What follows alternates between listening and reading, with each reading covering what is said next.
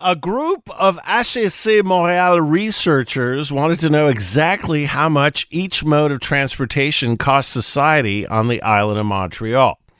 Their conclusion? Big surprise. When we calculate everything, Montreal's vehicle owners, you and me, cost society approximately 3 times more than Montreal's public transit users. And the gap is even greater, of course, with cycling and walking. Joining me now is Muriel Julien, HEC graduate of the Graduate Diploma in Sustainable Development at HEC Montréal, who helped carry out the research project. Welcome to the show, Muriel. Thank you. How are you? I'm doing well. How are you? Fine, thanks. So, tell me about this study. Why do such a study? What was the idea behind it? This kind of studies has been conducted in other countries or cities in the past few years, and people always referred, for example, to Vancouver 2015 or the studies in Europe, but the context is very different and the time is different. So we wanted to have an exact portrait of what it cost us here in Montreal when we travel to go to work or to study, and it was, I mean, with all the debates that are around these times about the public transit, the cost, and building more roads or more metro lines. And so we wanted to have a definite answer, I mean, for at least temporal, in the timeline, and locally, an answer that was right about the portrait of transportation cost here. So I'm taking this from La Presse, the Vincent Brosseau-Pouliot column in La Presse, where it shows that the total social cost of cars is just over $9,000. Public transit, almost $2,500. Bicycles, $338, and walking, $28. So how do you calculate social costs? So the cost is divided in 3 parts. What you pay yourself for your mode of transportation, when you buy your car, when you pay for gas, when you buy your ticket, when you buy your bicycle, etc. Then you have the public cost, which is like really the money that government puts in your transportation mode. So that is really like a budget line. Let's say I would put like $1 million to build the REM or other things or roads. And then you have what we call like externalities or like hidden costs, which is like the carbon emissions, the health benefits, and this kind of thing that are not money per se, but that does have a cost for us. So GES, for example, it's not money that gets out of your wallet when you have like a ton of carbon emission, but it costs us a lot in climatic changes and health problems. Sure. So we put a price on this. It's not the price we put ourselves. We took the price that specialists put on this kind of things, and we included it in our calculation.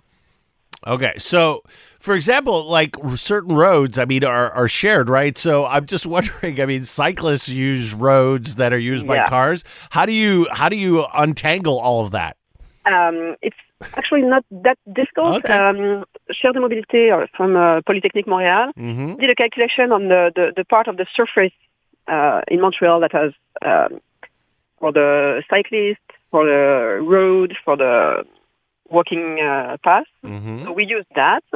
And also we use the number of car and buses, for example, circulating on the road. And we separated a specific percentage of the road is used by the cars, a specific is used by the buses. And so we took that into account. So when $1 of public funds go to the road, we divided it between the different mode of transportation. I see. Okay, very interesting. So when I read studies like that, and this is like me, old government brain here, looking at this, I'm wondering, did you take a look also at the plus side of this? Because I read about the costs, and it's very interesting, and it's very helpful to see that. But each mode of transportation also contributes an economic impact, doesn't it? Yeah, and the car economic impact is not very good. It's actually. not? So because No, I'm thinking everything do that's... do you know any car builder in Quebec? No. That's not what I mean. What I mean is, like, for example, there's a lot of economic activity that depends on trucks, that depends on cars. I mean, there's certain things there's this whole. No, I wasn't meaning the car industry. I understand your question. You know what economically is generated by each mode of transportation? What we studied is only the going to work on the morning and coming back to work in the evening. Okay. So it's a very specific, and we deducted everything that's not this related. We removed it from our calculation. So it's really like when you go to work, what does it cost? So we didn't count for the trucks, etc. So it's really when you choose the way you go to work, what does it cost? And what we discovered, for example, is that almost half of the population in Montreal has a choice, would take the car, could take another mode of transportation without spending so much more times in the transportation. You know, so it's really specific to going to work and going back to work. Okay, so for me, for example, so let's take me. I live in Montreal. Yeah. I take my car to come here at CJD 800 every morning. It saves me a lot of time. That's the reason why I do it. I could do it in public transit. I could walk. I've done it before when I had the time. But so in terms of calculating the cost, the social cost, I cost society $9,000 because I take my car to work. But if I change, would it necessarily have an impact? How would it impact society if I changed tomorrow and said, okay, I'm going to take the extra 25 minutes or 30 minutes and take the bus, the metro, or even walk to work? How would that impact society in general? You lessen the congestion. You emit less carbon, and you're in a healthier state. So the impact is like less carbon emission, which costs a lot. You're healthier, so you lessen the charge on the health system as well. And the congestion is lessened as well. And so it's more efficient for all the motorists. And it's less pollution and less problem due to the congestion. And mostly that's it. I mean, it's not if you the only one to do it, of course. But people who have a choice. But what you said, it's 25 minutes more for you. Yeah. But what we discover is there is a large part of the population with not more than 5 more minutes. Really? To take the bike or the bus. Really? Yes. Wow. Like if you have we calculated on commute from 5 to 10 kilometers, and if all people who have a commute of 10 kilometers or less change their mode of transportation without losing more than 5 minutes, it's a huge economy for all of us. It's like just 1.2 billion. Billion. Yeah. No, this is fascinating because, like, for me, I'm just taking myself as an example. I can't take a bike because I just don't have the knees. I just can't take a bike. So for me, it's either walking or public transit. So it's a 25-minute thing. But your studies show that most people could only be losing 5 minutes, and the difference would be massive financially. Yeah, and the thing is usually.